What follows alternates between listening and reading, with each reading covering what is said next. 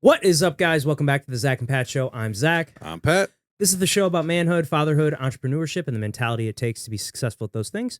And we'll probably sprinkle in some helpful real estate advice too, because that's what Pat and I do. You know, guys, life can be tough. We can go through some things and struggle at times, but this is the show to let you know that you're not alone. So if you're someone out there going through any of these things, this is the show for you. All right, guys, let's talk about something we all need. High quality, comfortable, stylish clothing that actually holds up in real life. Whether you're grinding at work, hitting the gym, or just hanging out, the Normal brand has you covered. I've been rocking their gear, and let me tell you, it's not your average clothing line. They've nailed it perfect with the perfect blend of durability, comfort, style, whether it's a go-to rugged Henley, a hoodie, a button-down that doesn't make you feel like a stiff, the Normal brand is where it's at. The best part is you can support the show while upgrading your wardrobe. Just hit the link in the description below. Check out their collection. Trust me, once you try it, you'll wonder why you didn't do it sooner. The Normal brand. Made for real life, built to last. Now go check them out. Shout out to our friends over at Captain Beard Co. Guys, if you are looking for beard care products, shampoo, conditioner, body wash, give Captain Beard Co. a try. They have this unbelievable beard butter, balm, oils, and then it smells amazing. Ladies, if you're looking for something for your men as a gift to help with their grooming, check them out. Also, if you guys are looking to just set the mood one night, candles, unbelievably smelling candles, made with all natural ingredients here locally to St. Louis. Give them a shot. Also, while you're there, use the promo code Zach and Pat for 10% off your purchase. Hey there, guys. We really appreciate you checking out the Zach and Pat Show. If you can obviously tell, we are a newer podcast, but one way we're really trying to grow the show is trying to get up the amount of subscribers we have. So, if you're watching the show and you're getting something out of it, we'd really appreciate it if you could click that subscribe button. That would help us out a ton. Please click that button. And now back to the show. We have a very special guest in studio today. One of my best friends, my brother, the great and powerful Nick Curran. Don't forget, biggest fan. Oh, yeah. Biggest fan. Biggest fan of the show. Part of the Zach and Pat groupie. Yeah. We're bringing on our fans now. Biggest fans to. Yeah, biggest. Yeah, I feel like you've pretty much listened to almost every show we've ever put out. Yeah, pretty much all. I mean, I was painting for a while, so I could just knock every podcast that came out. You guys drop a couple a week and keeps me busy. Keeps you busy. Yeah, dude. Well, Nick and I have known each other since what? 2018, I guess, technically. That's when we both started. Yeah, 20 together. or 19. We were arch nemesis without mentioning our names to each other on the mats. I always thought your name was John because that was Our first black belt called me Ezra, or Ezra called me John when we started, and I was like, just let it roll. Maybe in a year I get promoted to blue belt John, and I'm like, hey, it's Nick. So, but started then. We both kind of knew we started about the same time, within like a week or two of each other, and so I felt like every time we rolled, we're like, all right. This is kind of our measuring stick. Yeah. We get beat up a lot. We lose a lot. But then Zach and I always came in. Zach wrestled. I played hockey. So we just kind of had a scrappy energy. And then one day, I think we just said, hi, my name's Nick. My name's Zach in the locker room. Yeah. That easy. There were some fights going on. Evan Elder, who you've had on, was having a scrap. And we were like, let's go. Yeah. And then I met Gina and you there. I think I was like 30 minutes late, and we made it happen. So, but yeah, I'd say after that, the rest was history. I mean, For real. Yeah. COVID hit. Because then COVID hit, and we were hanging out in my garage and in my house, and then it started like the whole fight night thing. Every time there's a UFC fight, you just came over to my house, and we just started, hanging out pretty much every time there was UFC fights. And then when COVID shut the gyms down, we were training in my garage every day, looking at, instructionals and just trying to like drill shit. And it's just crazy how far we've come as far as like our jiu-jitsu and our friendship. Yeah, no, I mean, we were two guys just figuring it out in a new sport. And when COVID hit, we're like, hey, it's on us to get better. And we didn't really have a direction. The online instructionals help, but there's only so far you can go with that without some other guidance when it's just two one-stripe white belts in a room. So I don't even know if we just, one stripe. Yeah, we were just figuring it out, and it worked out, Yeah, 6.5 years later, we really maybe take a month off here and there. Yeah, dude. Surgery, I had my knee bumps and bruises, but other than that, I mean, we've been training this whole time. Yeah. I know you've had a few injuries, but nothing like too crazy. Yeah, just all bumps and bruises. Yeah. It's just part of it. Yeah. A couple rib things, which is a annoying one that takes. Yeah, the ribs, they linger, but they're not that bad. You know, you don't need them. Yeah. Yeah, you got a bunch of them, right? You know, if you lose one, it's no big deal. But what ultimately like led you to wanting to start training jiu-jitsu? Dude, I like Pat, played hockey probably for 18 years from might, learn to play might, and then I always laugh, it's mini might, squirt, peewee, phantom, midget is the hockey division. So went through the club sports of that and played 1 year of club hockey at Ole Miss, and the rink was like 50 minutes away. Oh, shit. Tuesday, Wednesday nights, I'm gone from 8 to midnight. During football season, we're traveling for games. And, I think high school sports, even for the highest level, like you'll even hear like NHL players or NBA players, NFL, they say like high school sports is the best time. You have no responsibility, especially if you're on a great team with a group of guys. Like it's just fun. And going into college, you hope it flows into that, and getting there, the program, is a building process, and everybody's like has their own agenda. Everyone's in school. So it really wasn't what I thought it was going to be. And it just kind of faded out. Again, it was club. So you're not in any real committal. You're still paying to play. And so I did that. Did a little stint at college, left college, was a college dropout. So there's hope for everybody out there who's not trying to do college, but did that and was 210 pounds. Hadn't done any workouts, just sitting at home working 70-hour weeks at that time, but really just had nothing going for me athletically wise. And I always still felt like an athlete at heart. I just didn't have anywhere to like direct that. And so, like a lot of people, I was listening to the Rogan podcast, and, at the time, Connor just lost to Nate Diaz, and he had brought in Dylan Dennis and all these people in his corner to start. And they just talked about how it being a hobby. Even low level competing was basic for people to get into. There's not a huge entry fee. There's gym memberships, but it's not like hockey where I grew up, and it's like, all right, here's $5,000 a year minimum that you're dedicating to this sport. And then plus all the fucking equipment and the sticks and all the things. So you might know this, but not a lot of people. I probably went to like 3 gyms for a first day trial class and never went in. I didn't know. Really? The first one was in Oxford, Mississippi. I think it's Oxford Kickboxing. They had jiu-jitsu there. Call, hey, I want to try it. All right, come here. Drove to the parking lot. It was like, not today. Turned around, And so a couple of those there. And then I even came down, and it was actually after the Woodley Stevenson fight in New York. So we could probably cross those dates. It tied, and Woodley, it was like a tie fight, and Woodley was kind of freaking out. At first he thought he lost, and then they said it was a tie. So I went to Woodley's gym, and he was there that day, and I was like, oh, nice job. Yeah, here, look, class is here, come back here.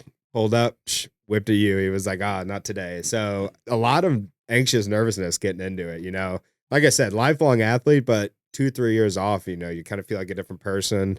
Wasn't doing anything healthy from food to diet. And well, dude, it's a intimidating, scary thing to go into a fight gym. Exactly. And it's a little more glamorized over the last few years. At this time, like, dude, there's just a couple gyms, no advertisements, no Instagram pages, no highlight reels of all these guys. Like everything was still coming into its own in terms of the social aspect and having fun with the sport. And anyway, eventually Finney's was 15 minutes from my house, dropped it. I always tell people, look at the schedule, look at your work schedule and all that. And if it works for you, that's probably the best place. Because you can have the best gym an hour away, but if you can't make it to it every day, it doesn't matter. So went to Finney's and signed up for a 2-year contract and trained 2 weeks and didn't come back. So I paid 2 years of free jiu-jitsu membership for someone, hopefully. Otherwise, the lights were on because of me. Yeah. And came back again towards the tail end of that 2 years and was like finally kind of hit a curb. And that's when Zach and I met. And I tell this all the time is I didn't even talk to people at jiu-jitsu. Like I'd walk in, make jokes. I'm a comedic person, make a couple jokes. Barely knew anyone's name. Didn't text anybody outside the gym. There was no, hey, where you been? Hey, you missed a class. So it took a while for stuff like that to really latch on and, keep me there. So at first it was just, hey, I need to go. Hey, I'm not going to dinner with the family. Hey, I'm going to work out. And eventually I just kind of broke that curse of, self-doubt and just kind of made it a habit. And then our black belt left, and I had just signed another 2-year contract. So if there's one thing I was doing, I was gonna train, because I was like, all right, I'm not blowing another 2-year contract. But the reason I did that was to make it affordable, because at the time I was on a fixed income with my job, and you're counting hundreds of dollars. You're like, all right, I only got $700 each week. How much can I put towards this? And so saving $25, $30 on the gym membership in that moment was key for me. I was like, okay, I can do this. So eventually everyone left said gym through a black belt change. And, it was just a real shuffling time in the gym. But as a 1-stripe white belt, you're like, I don't even know. We didn't know any different. I don't know any different. I'd never gone to another gym, and things kind of shuffled on, and eventually moved to Watson's. And once I got to Watson's, I really locked in. Game changer. It just was the environment, lots of classes, lots of time to, sit and talk about it. Community came with it. Well, there's just a lot more knowledge there in terms of the sport. Not trying to badmouth Finney's or anything, but I definitely think that the level of the instruction at Watson's is definitely superior. The thing is, I've trained at like 20 gyms now plus, and everyone's got their own gimmick. Everybody has their own thing that they do well. And Finney's had a great environment for having fun, play dodgeball before class. We'd run around, it was a good environment for fun. But I think the direction was always unclear because it wasn't owned by the teacher. So no matter who was put into that place, they didn't have the freedom to build a program that they wanted. So it was a very controlled environment because it was a function of an all-in-one thing where, someplace like Watson's or even a Gracie Humaida or Ba, they're for jiu-jitsu, and everything's going back into the program, So obviously everyone relates in different ways to what they get out of it, but I feel like that's where some gyms go wrong, is it's just a function, and sometimes with something that's grueling and you need to show back up every day to get better at, the community is so key because we get beat down every week. So you gotta the easy thing is to quit, Well, and I mean, if I didn't know you guys there, I probably would have done the same thing, like walking into something like that without knowing anybody and just like, oh yeah, I'm going to do this. Pretty intimidating. It's intimidating for sure. You don't know anybody. You have this little guy that's about to beat you up. Yeah. The strangling, Zach always mentioned it. Amanda Clifton beat us up pretty quickly early on.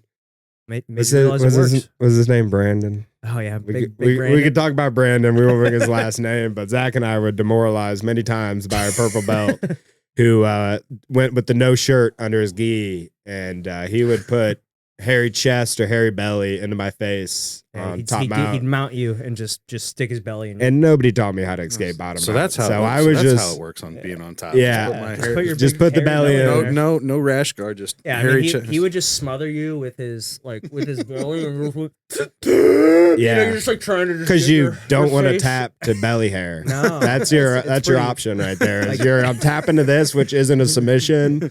It's just gross, or I'm just gonna keep worming and rub my face in his belly while I breathe. So those are the options there. But I think those kind of things are tough to overcome in the moment. I'm sure like smaller people or women or people who have no sports backgrounds come in, and one thing can change. I run the basics class that Zach used to teach.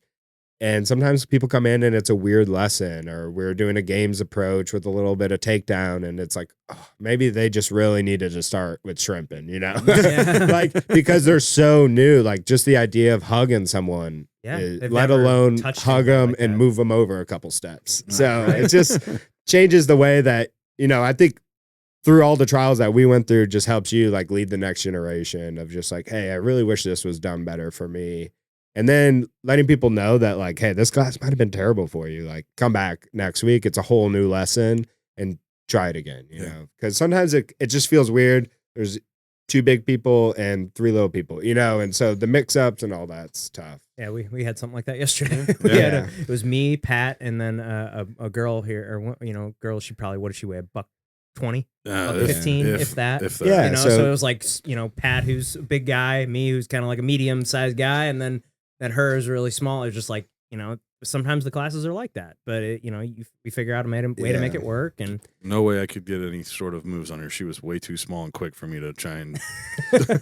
And so that's what people learn later on in the journey is, hey, I'm small, I'm quick, I'm fast, I'm hard to pat. Like the day one, you're not worried about passing guard. But then when you realize, hey, I'm so flexible, it's impossible for people to pass my guard, you're like, that's your superpower in jiu-jitsu, you know, and that's what you build upon. But in the beginning, you're like, oh, this is my weakness. Or this is where I'm flexible, but I can't get anything done, you know? So it's just a building block. And that's the best part about jiu-jitsu is anyone can be good for the skill set that they bring to the table. You know? Each body type has their own advantages. You know, like the long, lanky guys, you know, they might be good at darces and triangle chokes, but like the short, stocky guys might be good at guillotines and kimuras. And like, just kind of depends on your body type, and you got to play to your body type. You know, like I'm not going to be What about tall, fat guys? What do we got? what do I have to work You with? have the ability to crush people. Just and gonna take their soul. Just gonna lay on you. just roll them over like a steamroller. Just Exactly. slow and steady, baby. Just crush. Smeesh. Smeesh. Yeah, dude. Well, it's just crazy. And dude, you over like the last 2 years, really. It's honestly probably 3 years ever since we had Calvin, and I had to not train as much as I used to train, because you and I were, training pretty much day for day with each other, as in almost hour for hour for a while. And then, for years, honestly. And then, I had my first kid. So, I had to take a little bit time, I couldn't spend as much time in the gym. And then we had the second kid, even more so. But you have leveled up. I tell people this all the time. Like, you have leveled up your game significantly, and you've also started teaching, which I know that helps too. But it's just crazy to see how your game has elevated over the last 2 years. It's been awesome to see. Because anytime I train with you now, I'm like, fuck, dude. Yeah. We used to go fucking round for round with each other, and now it's like, man, Nick's a fucking monster. I have a very hard time with Nick now.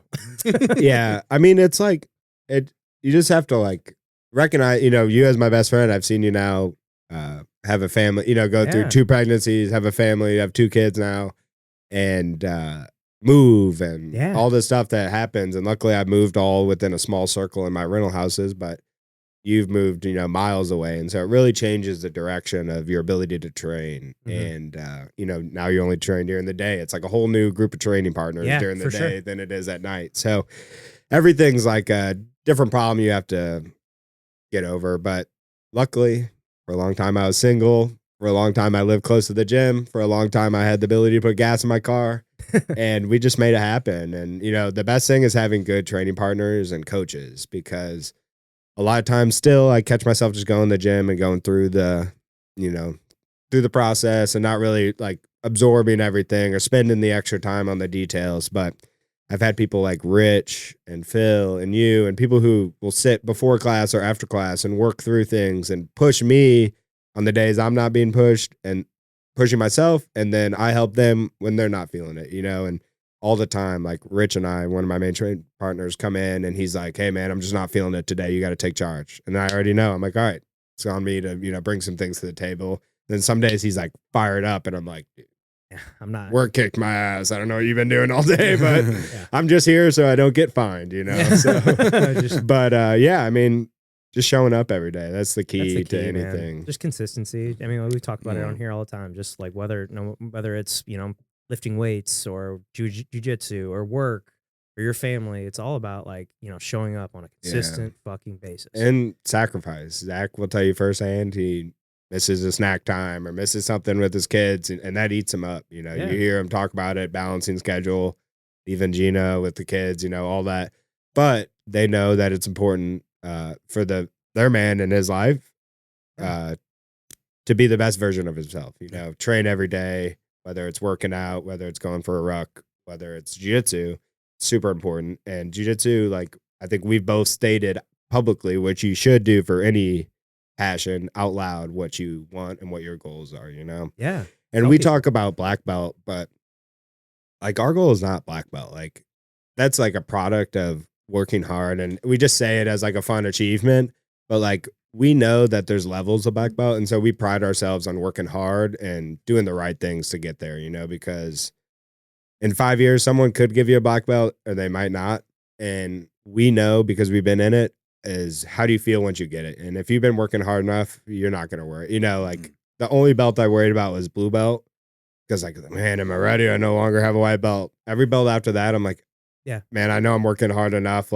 If the purple belts beat me at this level, they beat me, but at least I'm working really hard, and I'm not settling for the bare minimum. Yeah, there's levels to everything, you know, like I mean, like you said, levels to black belts, you know, like I know there's black belts you've trained with, black belts I've trained with that, you know, like we have good rounds with, you know, and then there's other black belts that absolutely flatten us and there's nothing we could do. Yeah. You know, and there's levels to everything. So just a matter of, you know, just worrying about yourself and getting better. Yeah, because I felt the same way. Like I remember wanting to get the blue belt really bad just because I was like, I just want to show that I'm not a beginner anymore. Like I've been doing this for 2 years. Like I know a thing. I can beat up most white belts. Like I want to show that. Like, cause I remember when I came to Watson's, I don't know if I've ever said this out loud, but I guess I'll say it now. But like, you know, I think I had 3 stripes. I think I had 3 stripes on my white belt when I came to Watson's, and I was like, you know, I'd been training for about 2 years, and you know, I was like, well, I'm going to a new gym. My game plan is I'm just going to submit every blue belt I can in front of Kyle. Yeah. And I was like, you know, and then so like I fucking came out hot to every blue belt I rolled it. They all probably fucking hated me, and then you know, and that I ended up getting my blue belt, you know, pretty soon after joining Watson's, which was cool. But like after I got that, I was like, okay, like that didn't change anything. Like I'm still. Not like all of a sudden I tied this different colored belt around my waist and I got these superpowers and I'm like way better. No, I'm still the same fucking guy. I just have a different belt to put on. Yeah. You know? Yeah. Little mindset shift like as Power well. Rangers? Yeah. Yeah. No, Zach told me to do the same thing. Show up to Watson's and start beating up blue belts. And eventually I got my blue belt. But, you know, we come from a gym with less structure. We had to shuffle it. We had 2 different instructors at the time that took over. And, you know, we just were like lost on this journey of like, hey, what is progression? You know, like, what does that look like? Is it beating everybody up or is it learning systems and functions of jiu-jitsu that you can build upon? And at the time, it was probably just beat each other up. We started, you know, I just wanted to get we didn't have any yeah. idea of chaining attacks or control. It was just, hey, how quickly can I get to you? You know, Right. And we got our blue belts for Yeah. maybe beating up some blue belts or maybe just learning a couple extra things on the way. So Yeah. Well, I was going to say, Zach was talking about the your transformation over the last few years. Has there been like a mental shift for you, or is it something that's really caused that shift to go take it up a notch and take it to the next level? just like looking for like, you know, it's like selfish, you know, like being prideful of what you're doing. I mean, like all the time at the gym, like there's people that get there and hang out. There's people that you know, and so whether you do that every day, you know, sometimes you're not required to be the best version of yourself every day. You know, that's a high expectation, and some people achieve that, and they're greats in their sport, their life, whatever. But a lot of times it's just showing up a few days of the week, showing up every day, but a few days of the week you're doing more than the most. And you know, that's what I started doing. I just stayed longer, trained harder. Not always sparring, just drilling and listening and showing up for every class and hanging out after class and loitering and asking people questions. Or if I was out of questions, hanging out with the right people that will talk about jiu-jitsu enough that you're like, all right, I picked up something just from being in the room. And, you know, I just wasn't happy where I was a few years ago with my physical health, and jiu-jitsu was just a vehicle for just being better. And I didn't even plan on competing in the beginning. And now competing is something I love to do. But again, I look at it like, hey, some of these are local comps, some of these I travel for. But I'm like, you know, I'm 29 now. I passed the chance to be world champion, you know, and I'm going to work hard, and maybe things like that head that way. Hey, bro, Most you like master champ, master yeah, you could be master champ in jiu-jitsu, but for me, I know that there's going to be a lot of black belts out there, and probably 3-4 years ago, I told myself that I'd be a great black belt. And that doesn't mean I have to win a bunch of things, but it means that I can talk about jiu-jitsu, I can perform jiu-jitsu, and I can just share jiu-jitsu with others, you know. And some people are good at jiu-jitsu and can't verbalize it. And I was one of those people who sucked at jiu-jitsu and couldn't verbalize it. So my verbalizing is building. Oh, and, bro, I remember, you know, the skills are, you know, slowly behind it, but I remember there was a while ago where you were like, I remember saying something, and I think this was probably when I had started teaching the basics class, and I, you know, was like learning more and everything. But like, I remember I think it was sat down for like a private or something with Kyle, I think. And like, I, you know, told him, like, I think it was when I was preparing for that first super fight, and I like kind of told him my game plan, and you're like, the way you described that, you like, I could not fucking reiterate all those different positions like that specifically and everything. And then like, here you are 2 years later, and you probably know more than me, you know? Yeah. Yeah. Just, there's a lot to learn, and you got to pay attention when you're there. I mean, I was at a time I was working a ton, and my focus was just, hey, show up, go through it, get it done, you know? How do you like coaching now? Coaching has its own challenges. I think the hardest part is like showing up for your students every day because, we have game plans going in, we have instructions that we're going to teach. That's the easy part.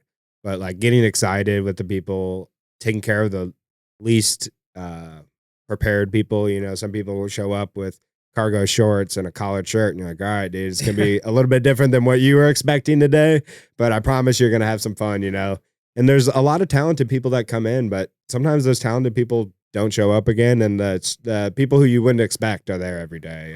And those are the cool people to work with because they show the most growth with little self-belief, So they're just like doing the same thing I did, keep showing up. But coaching's awesome. I mean, it's just a gift to give back, and you can only hope that you're, teaching them the right things and being a positive reinforcement on the mat. Do you feel like it's made you better at jiu-jitsu? I do. I mean, there's pros and cons of, you're not, drilling, but you get what I love about it, because it's just basic. So it's 1 through 12 weeks. So if anything, I'm watching a lot of bad jiu-jitsu, but a lot of like personal growth within those 12 weeks. When they come out, they're going to know a few escapes. Maybe they're going to know protect your neck.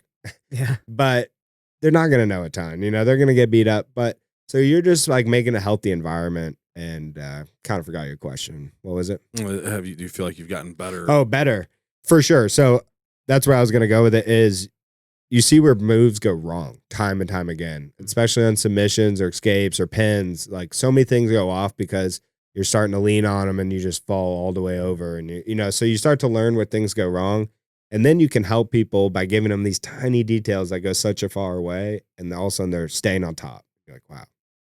Yeah, it's crazy how there's just such little adjustments that you can make that make the fucking world of difference in jiu-jitsu. It's just like where you literally moving your head from here could like change the whole position and like the feel for that guy underneath you or a guy you have in your guard or whatever it is. Yeah. Yeah, it was like yesterday. You were like, yeah, you're too far back. You need to scrunch up just a little bit. Yeah. Oh yeah. Like Pat was on my back yesterday and I felt him like really like extend like that, and I'm like, no, you want to kind of crunch in and really make them feel uncomfortable, and and like it's kind of counterintuitive because you think like, oh, I'd want to, if I'm on your back, I want to like extend you, but like no, you kind of want to do the opposite. You want to I want to stretch you out to my size. Yeah, and I want to you want to compress, Laffy Taffy. Yeah, exactly.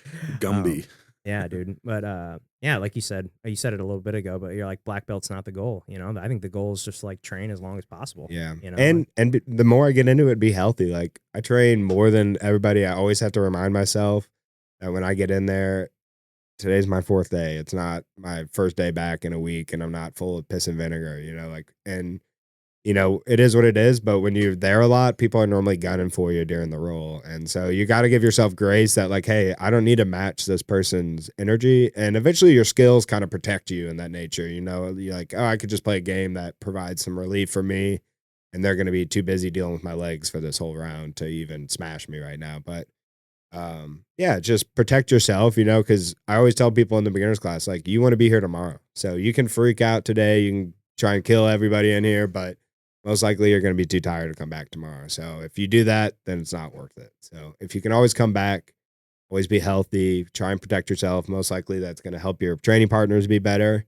There's a time and a place. Like most of the people I do my crazy hard rounds with, we don't get hurt very often from even the bumps and bruises aspect, because we just protect it. We know when the arm is so far gone that they're not getting it back, and we know that we don't need to rip it off. Yeah, I know. You have my arm extended. I'm not I'm just going to tap. In the beginning, you're just so pumped to get a submission. Like, I have a question for you, and maybe you.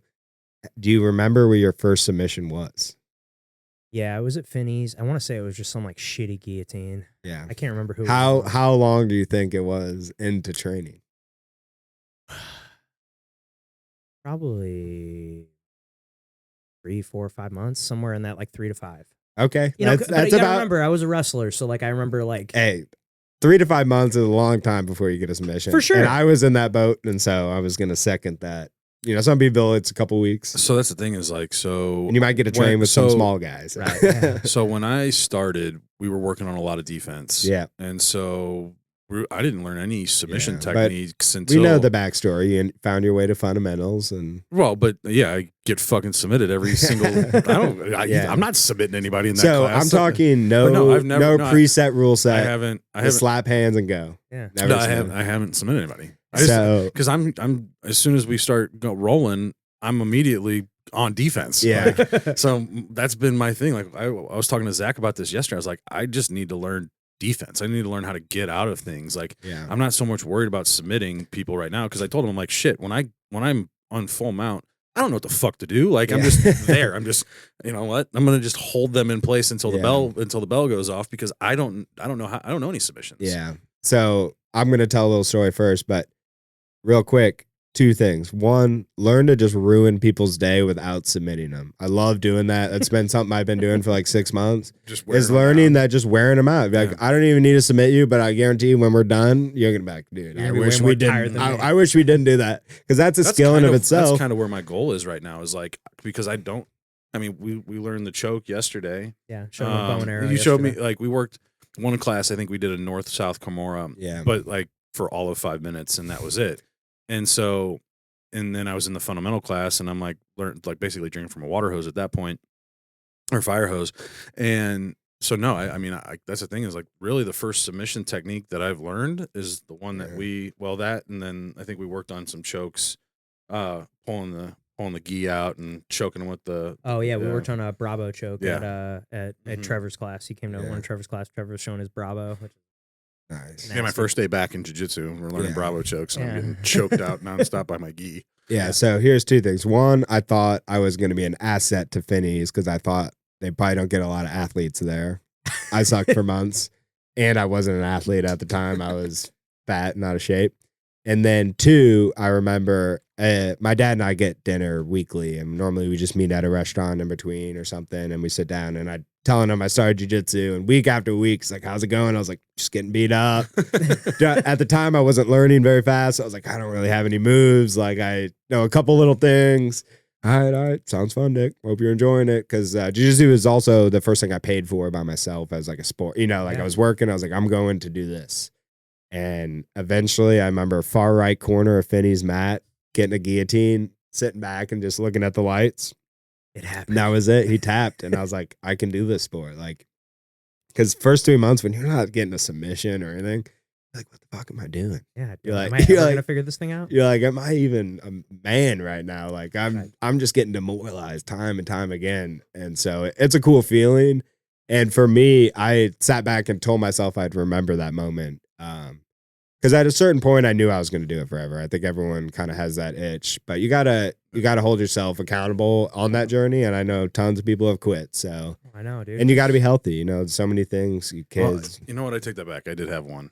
Hell yeah. An attempted arm bar Yeah. when we were working on the triangles. Okay. Yeah, that person was just scared because well- they had work tomorrow. Well, that's the thing is like we were doing it, and like I had him in the position, and like I got him. I'm like, what the fuck do I do? And then Trevor comes running over. He's like, all right, you need to move it here, and there, and then hike your hips a little bit. So I'm like moving it. I get it there, and I go to hike my hips, and then that was that. It's like personalized coaching. You did it. You're now in the position to get a submission. What you do next is very crucial. Listen to me while I walk you through Yeah, this. that was my. I guess you could call if you want to call it a submission or not. But yeah, that was the one. You'll get one There you more go. that feels Yeah, a little the better. one- than yeah, one that Yeah. feels like you did it all. You've made it up on your own. Yeah, exactly. Yeah, dude, it's crazy. I think Until coaching- then, I'm just gonna wear fuckers out. Yeah. I'm just That's gonna be, it. just gonna Dude, be get big and in a- fat on them. So many times you lose position trying to be the aggressive person and you end up on bottom. So if you learn, hey, I just want to keep winning small positions, that will help. But Yeah. again, long way to go. You'll focus on something now. In 3 years, you're like, oh, dude, I used to drill that every day. I haven't even done that move in right, 2 years. and all of a you sudden know? it'll just fucking come back. Yeah, like, so- you just do it. You'll just slap it on. You're like, whoa, I forgot about that one. Or you'll be in a position you're like, you completely forget about something that you learned a year, and you'll just do it. Well, that's the thing, but I'm okay with learning defense right now because I'm going to be in a defensive position more than I am going to be in an offensive position. So for me, I'm okay with that. Well, yeah, just doing like the and like the Hey, stuff we were working yesterday. yesterday. We just worked side control. I showed him a side control escape, a rear a mount escape, and a rear mount escape. I was like, you guys are going to spend a lot of time here. Let's Mhm. let's work on getting out, because that's that's the battle, especially at white belt. Like that's the stuff that I kind of wish I would have learned early. That we didn't really learn. We didn't have the Yeah. basics class when we just kind of got thrown to the wolves. And the problem is you can lecture a white belt all day about it. They're going to go on their own journey. Everybody shows up on the day thinking whatever they're thinking about in life, So you're just trying to add little simple tips that you learned along the way. And if they stick, they stick. Well, see, that's the thing that I've really been like focusing on, and it's one thing that I've taken away from this is like being present, because we have to be present in order to do this. So like when I started to do jitsu, I always made like be present, be here, whatever is going on outside of this, just let it go and just focus on this. And so I feel like that's been a huge thing for me. So Yeah, I mean, I know that's something, Nick and I both, can totally relate to that, because we just, jiu-jitsu is the kind of the time we'll kind of turn our brain off a little bit. Yeah. Kind of the rest of the world shuts off. I know, we both have used jiu-jitsu as kind of like a, way to hide from our problems. Yeah. Like, Yeah, it's a safe place to Yeah. get your frustrations out, and it just helps you think clear. I mean, Zuckerberg was on Theo's podcast the other day, and he's like, dude, I'd like to spar a little Muay Thai or kickboxing in the morning. After that, you're like, all right, what problem am I solving? So oh, yeah. whether it's that morning or night, it's just a good reset. And, there's no solution to like your own personal thought process. Jiu-jitsu is not going to help that. A good job's not going to help that. Oh. Even good family members or loved ones, it's all on your own. You got to focus on what you're thinking about. I have a trainer, Robbie, who we talked about this morning. I've let go of a couple goals that I wasn't, making it, and with the working out thing. And, I was like, hey, this is kind of what I was dealing with. And he's like, hey, lean on me in this time. But at the end of the day, the conclusion was mindset. Like, I already know the answers. I already surround myself with great people. I already put myself in good environments now. Right now, it's just me failing me on mental decisions, and that's part of it. Is there's ups and downs, and I can't do everything great, and that's just where I'm at. Whether that's on me, then it's on me. But I'm not a perfectionist mentally always, and I'm not a perfectionist in action. So right, bro, you got a big match this weekend. This will come out after the fact, so we can talk game plan and strategy and everything without worrying. But Are you in the CXBJJ this week? Yeah, I'm in CXBJJ. Really? Yep, I got a 17-year-old. Supposedly, that's right. Could be 16, could be that's right. I 18. forgot Just about kidding. that. Yeah. Mason's been a good friend of mine over the last like 8 months or so. But kid's talented. He's 17 years old, trains, competes every day, every weekend. Goes like 20-0 on some weekends. But again, he's someone who's dedicating his life to this right now. And I dedicated myself to hockey for years. You dedicated yourself to baseball. So when you do these things, you know that when you're working that hard, you're going to start seeing the fruits of your labor, for lack of better words, And so I got this guy, Mason. The thing about being 17 is you have an unlimited gas tank. You're flexible. You're not worried about real injuries yet. Right. Even if you get injured somehow, you're playing the next day Yeah. because you're like, what was that? You're like, pop. I'm good. Yeah, fuck it, I'm good. And so, he's a game opponent, and I'm excited. And, I DM'd him when they offered me the match because I'm close to him. And I'm like, hey, man, you're on your journey. I'm not going to say no to the competition. He's like, let's do it. So we're doing it.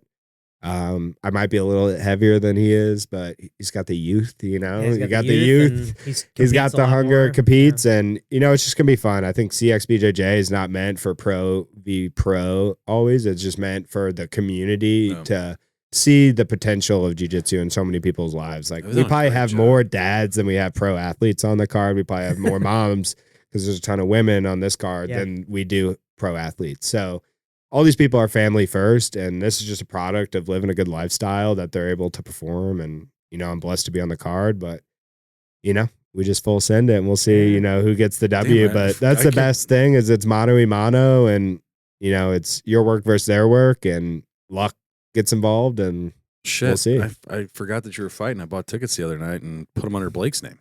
No worries. It's not a get rich quick scheme. So I do like the little kickback, but it'll probably just buy me some Powerades at the gym for the next couple months. Yeah, dude, that Mason guy, he's very good. Do you have a game plan, or like what's your Dude, I He's gonna mean, pull, right? he pulls, he jumps guard, he wants to play close guard. He's great at, giving you the armbar triangle versus the K guard leg lock entry, dilemma. And while he's messing with your feet, he's going to throw his legs up for the upper attack.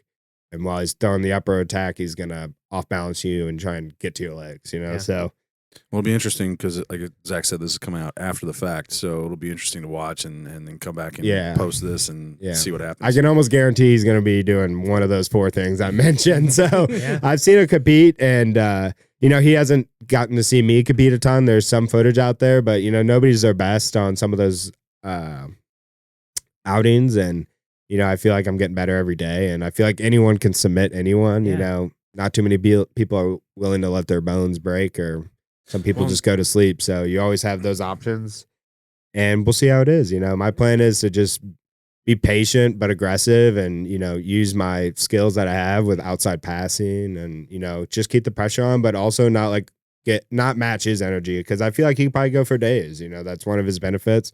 Is this 6 minute? 5 5. minutes, so it's short. Yeah. And Short, yeah.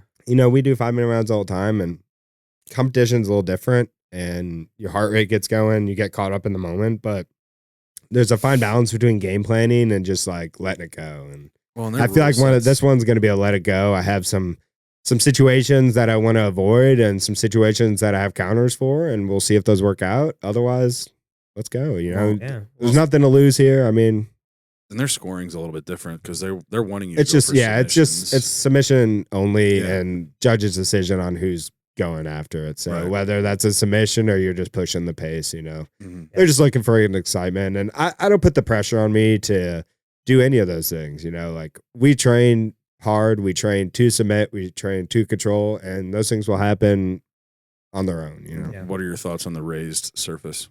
The raid service, I don't do anything too crazy.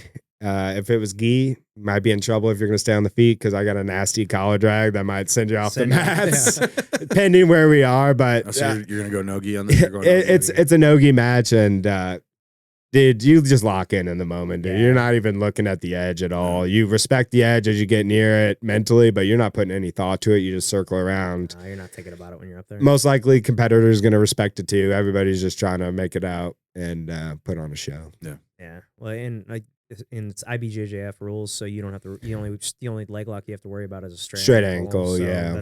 that's good too, considering I know that's kind of his game. Yeah, too, he's so. a great leg lock, but I've been training everything now. Yeah. So, I'm game for everything. I've trained all over. I just got to train 4 days in New York at Clockwork Jiu-Jitsu, bunch of top guys. There was one brown belt who was going for a Grand Slam this year. I got to roll with him. And so I'm getting the reps in. I'm training with people from all over. It's going to happen. That's crazy. And the Grand Slam is what? Worlds, Pans? Worlds, Pans, Euros, and Brazilios. Might have butchered that last one. Yeah, that's crazy. Those are like the Yeah. 4 biggest tournaments of the year. Yeah, the 4 biggest tournaments. The brackets are always tough. You People are gotta win, game. and he's to win it, right? A Grand Slam's to win all 4, and Yeah. so that guy ended up not. He lost in Brazilios last weekend, but and it's not even about that. Him and I didn't slug it out, but we Right. just collaborated. We had fun. We push each other in unique ways in different areas, and I got to train with a ton of people that just insight, different looks, and just knowing that I'm doing the right things, and these people are 10,000 miles away and they're doing the right things too, and we didn't talk at all before that. So Yeah. Yeah, that's cool. clearly teachers are doing the right thing on both sides of the states, and jiu-jitsu is It's like a Yeah. mutual language that you guys both speak, even though you're not in the it's a same. mutual Yeah. language, and there's different twists that Yeah. people have different outlooks, and that's it. Yeah. Well, I know you've trained. So you've trained. I know you've trained at a ton of different gyms. I mean, obviously, excluding Watson's, what's one that like really sticks out to you? One that you really liked? That sticks out. Man, I haven't trained long enough at any gyms to be like, hey man, this program's like crushing it. But places like Clockwork, like they've created a culture where people were drilling, people were getting ready, people were talking about matches right when you walk in the room. Sometimes you walk in a room and people are talking about what they ate that day that wasn't healthy, and they're talking about what their ex did to them and all that, And so it's just creating an environment. And my brother lives in Hawaii. I train at a ton of gyms on Oahu. And the culture out there is like happy-go-lucky. Like everyone's just thankful to be there on the mats, and they practice very traditional jiu-jitsu a lot of times, but it's welcoming and the environment's good. And, that's all you can ask for. So, there's no gym that I'd put on a pedestal. You know, I've trained at Tiger Muay Thai as a white belt, Yeah. and you know they got Just like a legendary got- gym in Thailand. yeah, they have, but it's a business. They got 50 people there that are traveling through Thailand, and they got 50 people there who are getting ready for a fight, and they got 50 people there who probably just are having their midlife crisis, living out there, hanging with some lady boys. Yeah. never Some lady boys. So, but yeah, I mean, no gym has a secret sauce for everybody. Everybody, like, some people have been to Kyle's, I know, and they don't like it, and they're like, okay, you know, like, go find a gym that you like. And it has nothing to do with Kyle or the environment he created. It might be too big. It might be too in depth on things. It might be not that you enough don't get a rolling scrap or every day, you know? So everyone's got their own thing they're working for. I always talk to Kyle that we have to remind everybody's here on a Tuesday, and it's their Tuesday in the middle of their life. And, you know, most of the time people are just looking for a sweat, looking to, you know, forget about the day for a second while learning good jiu-jitsu. So it's a happy balance at you know, a hobbyist gym, for lack of better words, of, you know, keeping a good culture, making sure you guys are all working hard. There is no secret move in jiu-jitsu where you can just disable someone with one punch. It's hard work, and any fight's unpredictable. I think that's what jiu-jitsu teaches you is we're not all learning the same moves and using them in the same way. Every person has a totally unique game plan or play that can go any direction. Like, you don't know if someone's going to stand up. You don't know if someone's going to drop down. You don't know if they're going to squeeze as hard as they can, or if they're just going to slowly do it and eventually get to the tap, you know? So it's moldable, and that's just kind of the cool aspect of it. Yeah, it's definitely like a build your own adventure, Yeah. you know, kind of sport. Well, I've really gotten to know you a lot over the last year. I guess it was probably beginning of last year that we met. Yeah. You're one of the most chill, laid-back guys I've ever met. Have you always been that way? Yeah, I think jiu-jitsu helps. I think my parents would say that I was great at making friends. I was passionate about sports. I was active, but I had some flare-ups as a kid for sure. You know, a product of a divorced family, so there's always these like feelings that you don't know what to do with. Luckily, my parents didn't live too far away from each other, but I definitely had a lot of like blowouts and crash outs as a kid. Was it because I was eating 4 bags of Trolley gummy worms a day and having a huge sugar influx? There's a good chance, but I think that put down some gum. I think that it's like I'll still go into a bar sometimes, and my friends are like, all right, let's freaking pick on someone to get in a fight, blah blah blah, just as like a joke, you know. Yeah. And none of my friends fight, so they're all a bunch of wusses.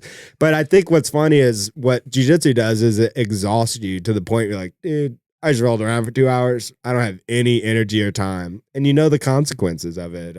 I've seen just through my life some crazy, horrific accidents in street fights, and not really a part of them, just been at the party or been around the scene or friends with the people. And, you know, in high school, a kid got paralyzed, hitting the concrete. And it was nobody that anybody I knew was close with or anything.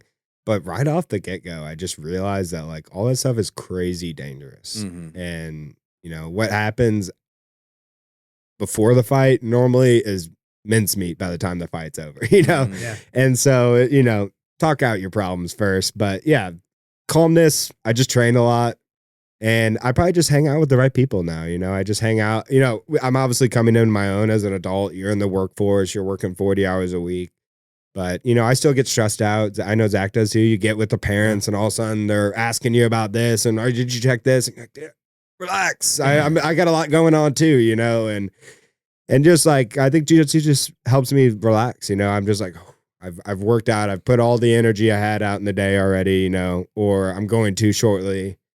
And, you know, that's where my call, you know, I've been to like 6 or 7 schools growing up. Oh, wow. What So, schools did you go to? I went to MQP until 4th grade. I repeated 4th grade and went to the Wilson School till 6th grade, which is like a prep school that costs more than I'm pretty sure my high school, and went there till 6th grade. You quote unquote graduate. And then I applied to a bunch of schools. At the time, I had family members at Chaminade, so I went to Chaminade for 7th grade.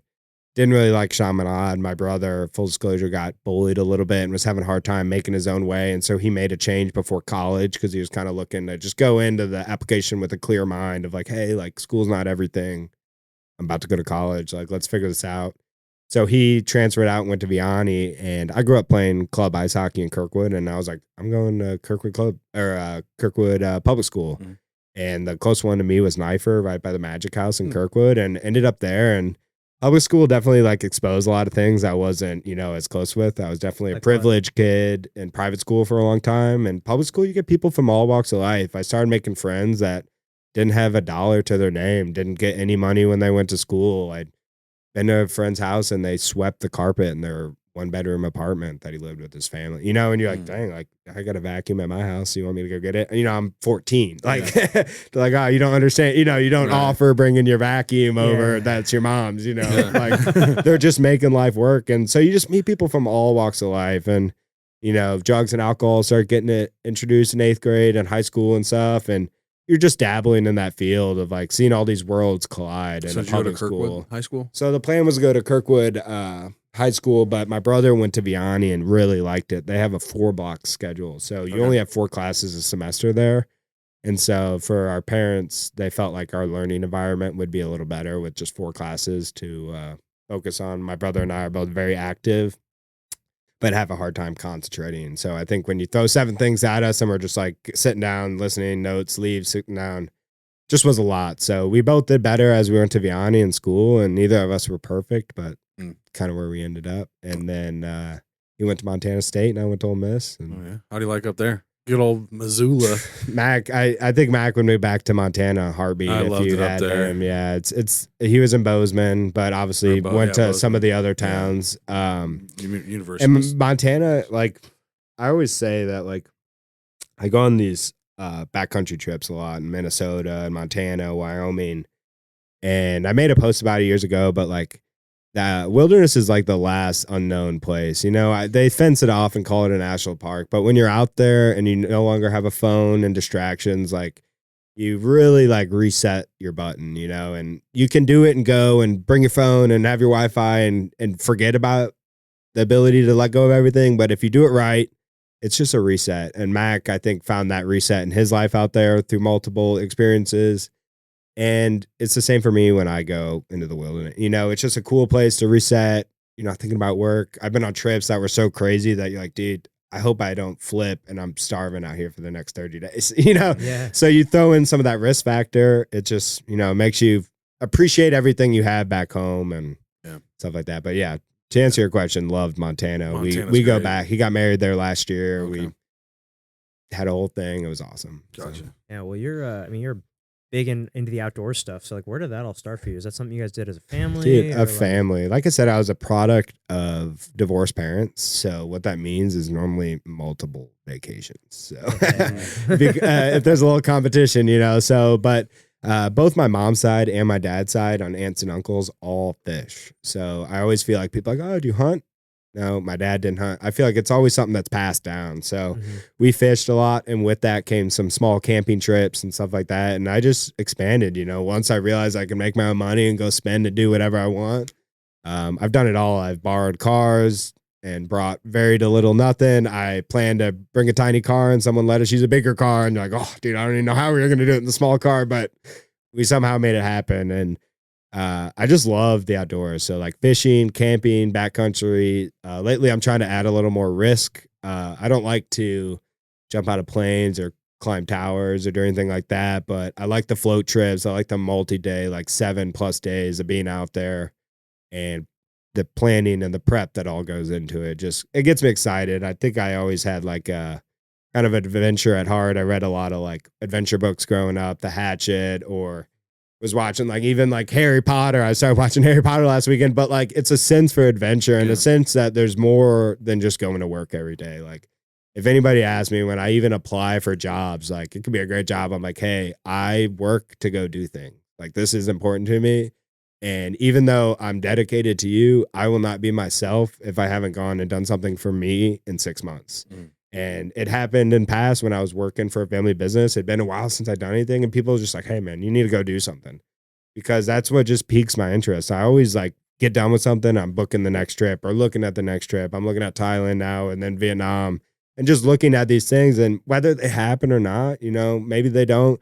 But I start planning them, looking into them, what it takes, what it's going to cost. Maybe I got to push it out a year. Maybe I don't.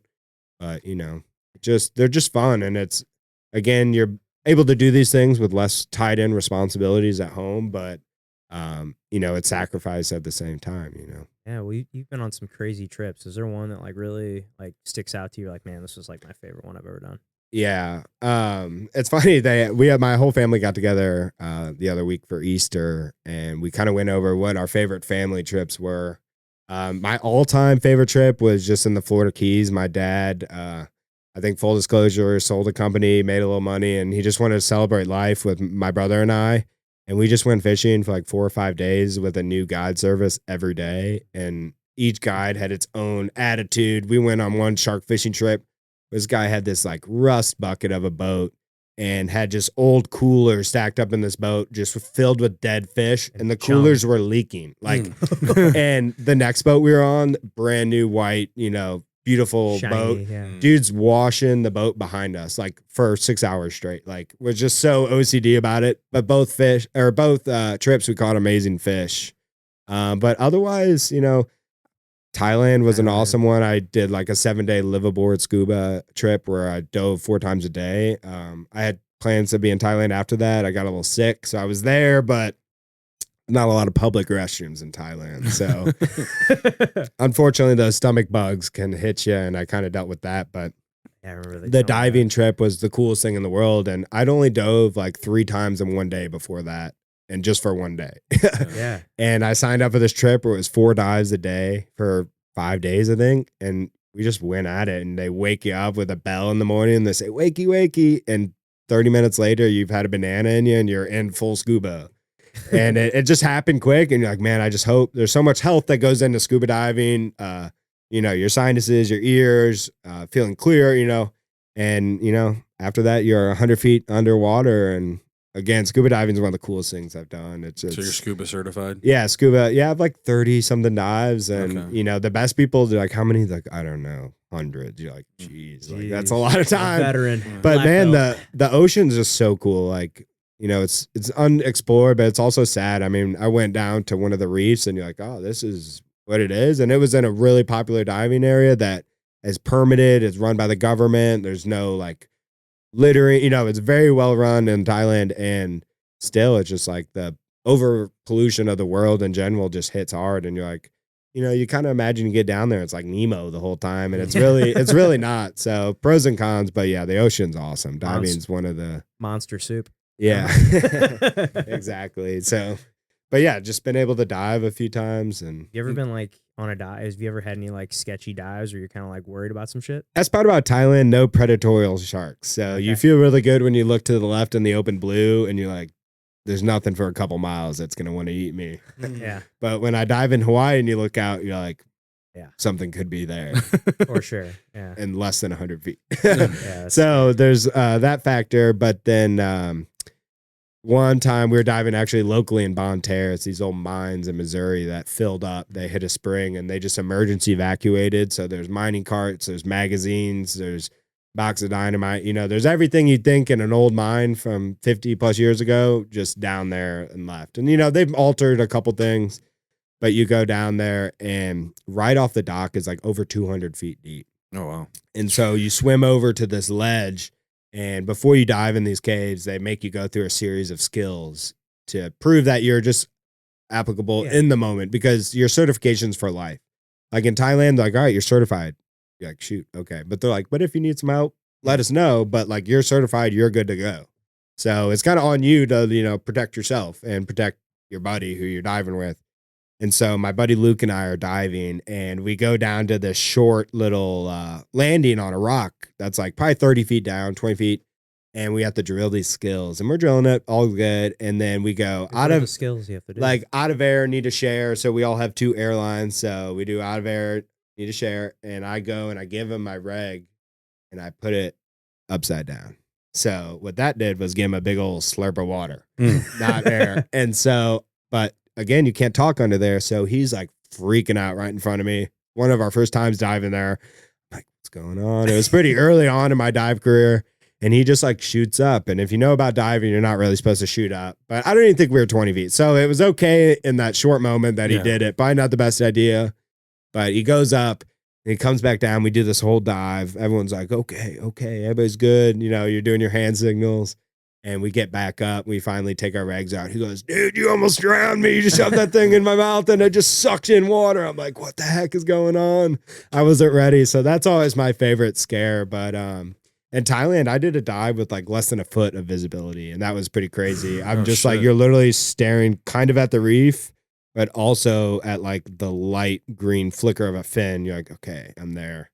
And in diving, when you lose your group, you're supposed to look around and then you slowly make your ascent to the top. And you normally have a little reflector that you shoot up and they got you picked up hopefully thereafter. But yeah, the 1 foot viz was crazy. Yeah, that's crazy. Because sometimes there's like current dives where like you're going down, you go in on one side and you're not even swimming. You're just flowing by like a whole rock face. And the current, like sometimes you'll hide behind rocks to get out of it. But every time you're in front of it, it'll be blowing you by a couple miles per hour, just right by. And so you're like sitting there diving, looking at these reefs, but you don't stop.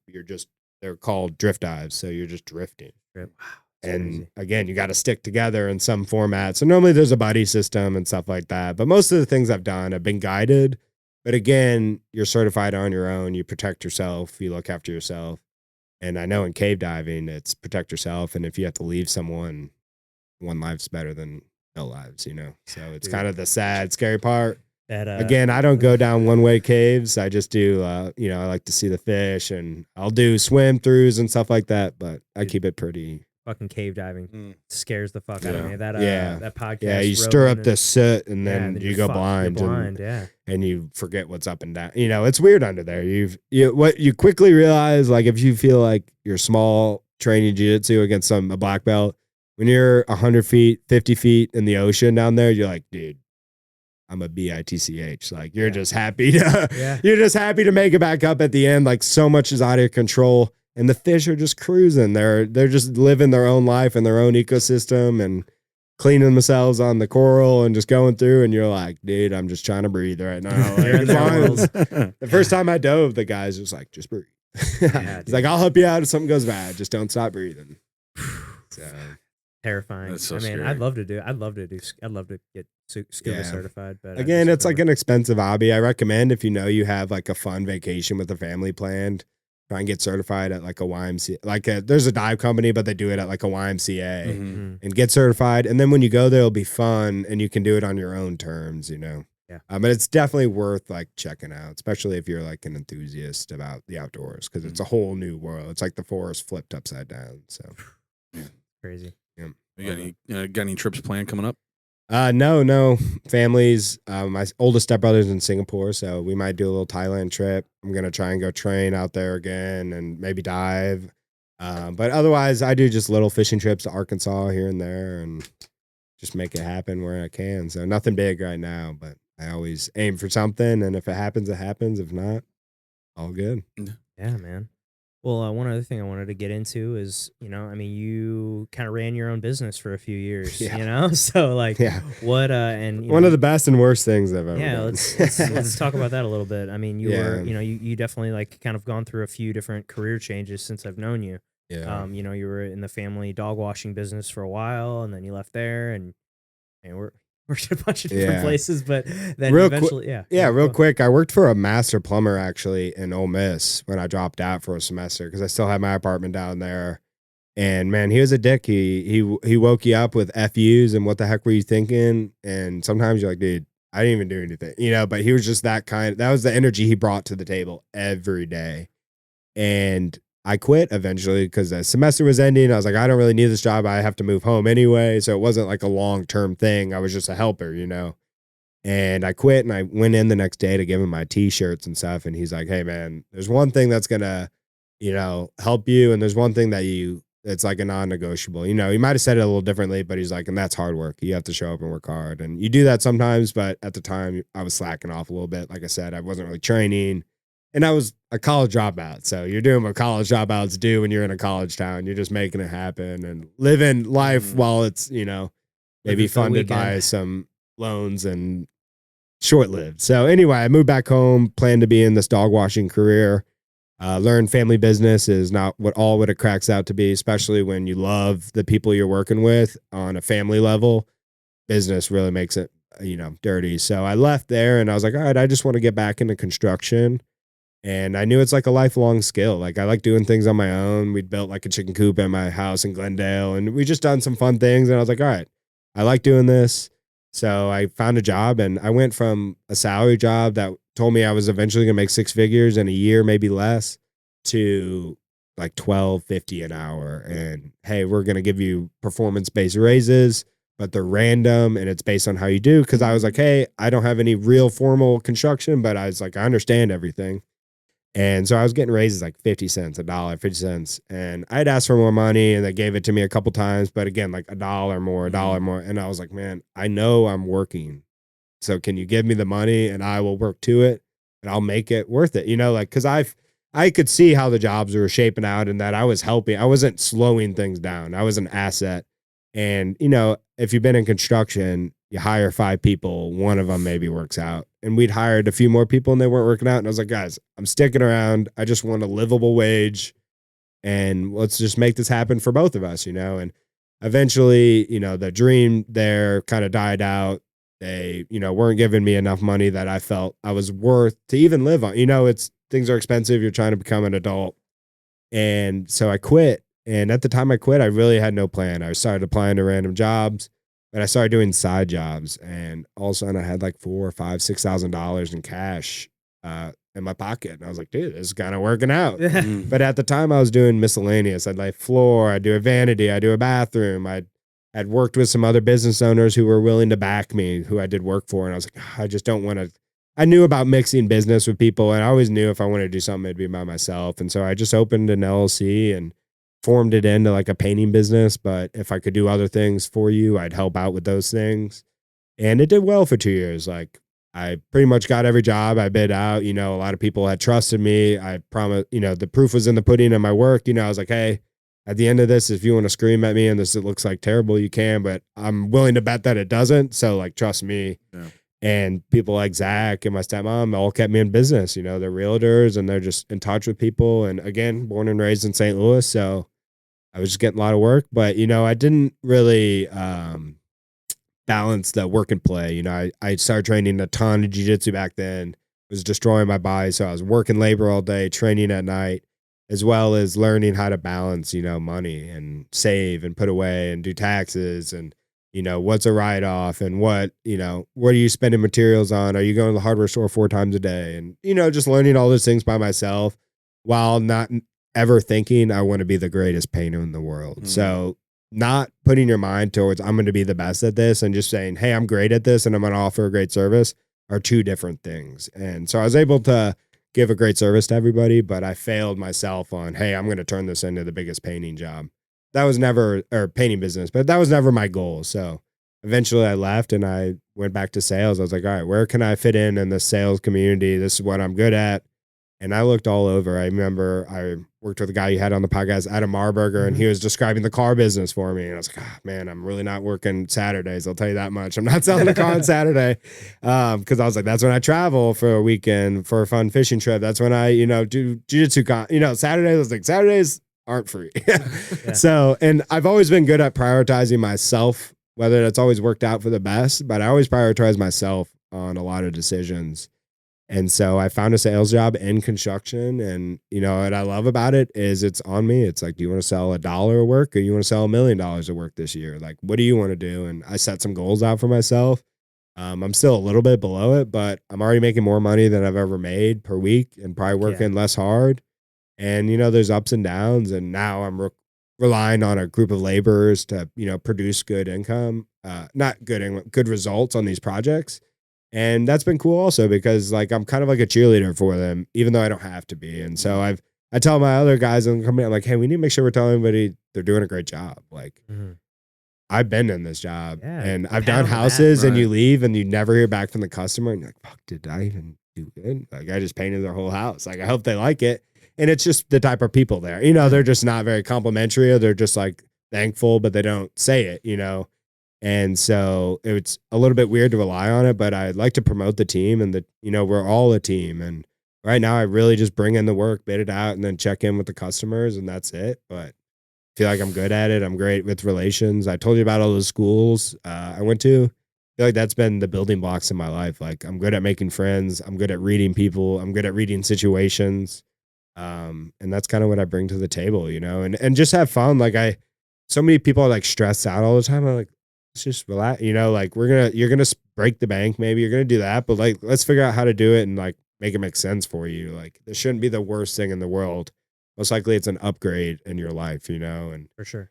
all the time it's like, why are you doing the kitchen? Are you doing the kitchen because you just have 30 grand in your pocket? Or are you doing the kitchen because it's going to change the way that you live every day? So just for an example. Yeah, dude. I mean, I feel like what you're doing now is just it's perfect for you because like I mean, me and Sully were talking, you know, when before we closed recently, we're like, man, I just feel like this is like the perfect job for you because like you're Yeah. very good with people, great customer relations is like I think you're great at that in sales and everything. I think it's like the Yeah, and I perfect don't thing even and the consider right myself a industry. salesman. Like I'm not pressuring anybody. Like No. all the time I tell my friends, I'm like, dude, I had someone call me today, was like, hey, I don't know how to do this without being like disrespectful, but I'm thinking about getting a couple other opinions, but I definitely think I want to go with you. And I was like, dude, one, you don't have to call me that. Yeah. I was like, everybody's got a right to the open market. And two, I prefer like most of the time it's super helpful to get a perspective from multiple people. Sure. And I know I'm going to do great. So whether I lose 10 my first month or second month, that's fine. Like I'm just figuring it out and it's going to adjust and get better. And I still let down myself. I still get so busy. I forget to get back to people. You know, I'm learning with dealing with dozens of clients. I just dealt with one at a time, two at a time before. Now my phone just rings all day. Something you two probably relate. You get done with jujitsu and I'm like, oh, email, text. And I realized like, I'm like, okay, I need to make sure that I'm not ruining their day, but I'm not ruining my day. You know, so some things you have to attend to. But I try to talk to you about this like at night, like it's your time to shut down. Like you're not going to sell and close a house that night, most likely. Like the deal breaker is not happening at 9 p.m. My stepmom always says now that you shouldn't talk to people at night because they're probably drinking or having a good time or emotional about it. Where at midday you're more clear. You're in the work mode. You're thinking about things clear headed. So that's great advice. I'm the same way. It's like I can only do so much as one person, and I try and tell people I'm respectful. And again, I'm saying, hey, we're going to get to you, but you just need to give me some grace. And if they want to leave for that, fine. Like, that's fine. But again, I'm going to work hard for you. It just, you know, has to line up forever. Yeah. I mean, that's the name of the game is, I mean, you got to have control of your schedule and because you're going to lose your mind if you don't. Yeah. I mean, that's the biggest thing that's helped me was time blocking my days as well as making like each day has like, there's certain things that I have to get done each day or I'm not done with the day until it's done. And it just depends. Like if I've got to get my kids that day, then I'm got to make sure I get it done earlier than later. But it all gets done. Yeah. What I'm learning to do now is like checklist and calendar. Like I suck at both those things. Like luckily I'm Google Calendar. I mean, it is the greatest thing. Luckily I'm relying on people like y'all that always influence me on like daily things. Like sometimes I just watch something that Zach does for his business. I'm like, okay, that's perfect. You know, like it's not even a spoken thing, but it's just hanging around the people that are doing things and he has failures, but he has successes. And then I see both of those and where I can implement that and what I'm doing. Well, I guess one thing I would tell you to do is if you're not doing it already, but like I do weekly updates every week, every Tuesday. Get to weekly, you know, when he knows he's going to get a call on Tuesday about what's going on. Yeah. You can do that with your clients. Like you just have it listed out. You know what? You've got your project manager. You're like, hey, I want to do a pipeline. Hey, what's going on with this job? You take the notes or you just send it out in an email like, hey, send me a quick recap of where we're at. Yeah. So then that way you can call the clients and be like, hey, this is what's going on. Just wanted to give you a heads up on what's going on. Just like the biggest thing that I've learned in sales is just being communicative. The more you're never going to have anybody complain that you're too communicative. Yeah. You're communicating too much. I always say that with bids. I'm like, you just add enough information. They quit even reading the bid. And they're like, I respect what's gone into this. You know, like sometimes you just put enough fluff in there about protecting the floors and doing this and taping up this. And the entryway is going to look like this. And they're like, oh, I just trust that this is going to be good. Like, I'm not even going to scroll. But if there's 10 things, sometimes I'll sit down and read all these 10 things. So. Well, that's it. Yeah, just let them know, like, hey, we got this, and this done. We still have this, and this left to do. Time frame. This is kind of what we're looking at. Or whenever I get a file out of underwriting, like, hey, it just came out of underwriting. We're gonna need a few more things. Like, I'm gonna talk to Christine, our processor, and kind of get an idea. She'll probably reach out to you and let you know what those things are. But just want to let you know we're moving in the right direction. Yeah, I'm pretty good at that. I feel like what I need to take from y'all is the non-negotiables. I listen to you guys talk about that all the time, and Yeah. it's just like those are what I let slip by, is things that like aren't gonna kill me but aren't helping anyone or might not be respectful. Like I've been tired, so I've missed out on a couple of workout sessions with my trainer in the morning. He's like, "Hey man, lean on me. Like, what's going on? Because you're paying me to be a coach, but like I don't really care if you're getting that strong. Like, what are we doing overall about like your progression and why?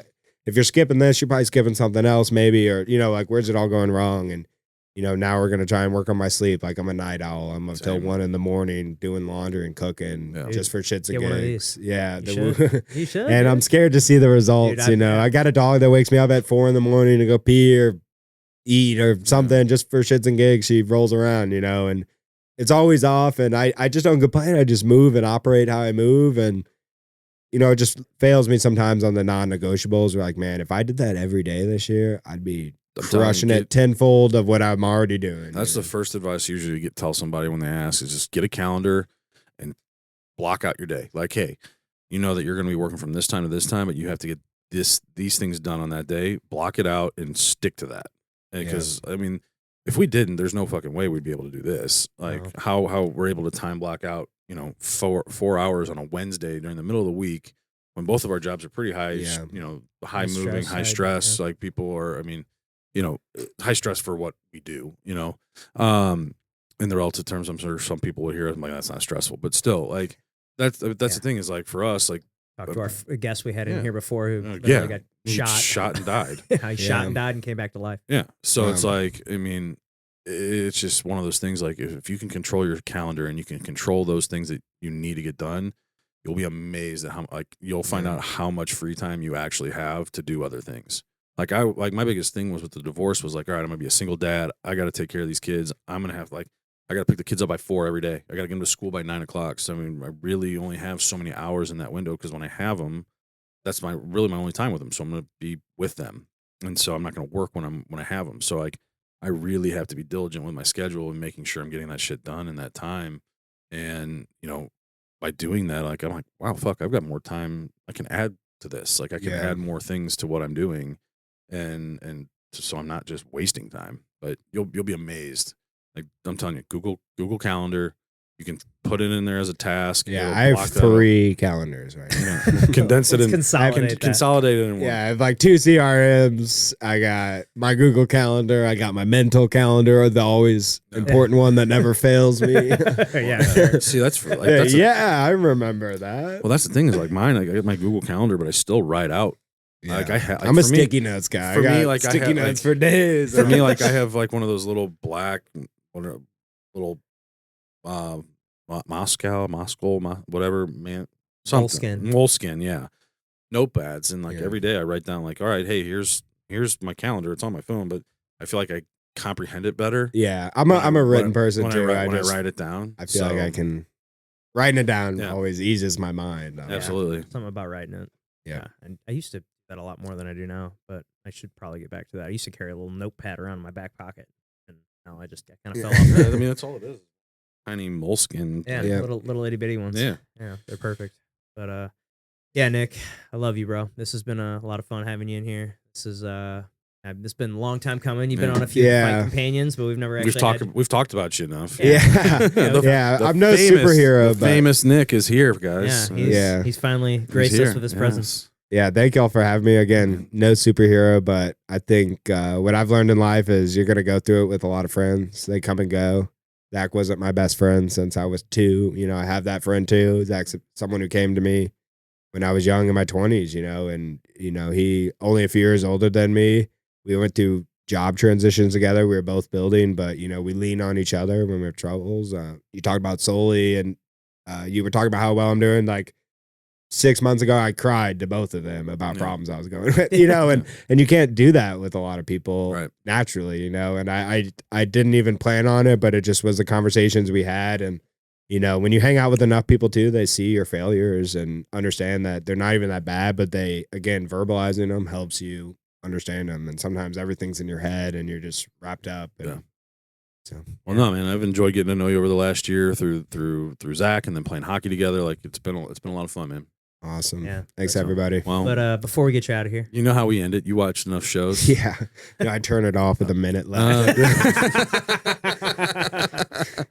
Well, in that case, tombstone game. Here lies Yeah. Nick. What's it say on your tombstone?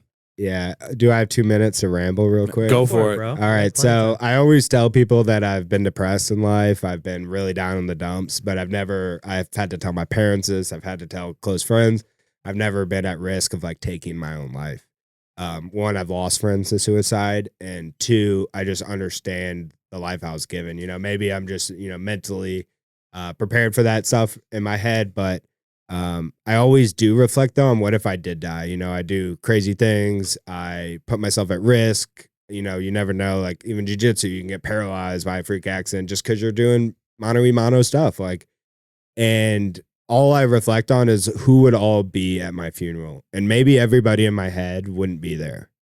But what I do when I reflect like that is how many people I'm close with and interact. And so a friend to everyone, it would be on my gravestone. So I feel like, and I'm not a friend to everyone. I make mistakes and stuff like that, but I feel like I'm there for a lot of people who, one, wouldn't expect it sometimes.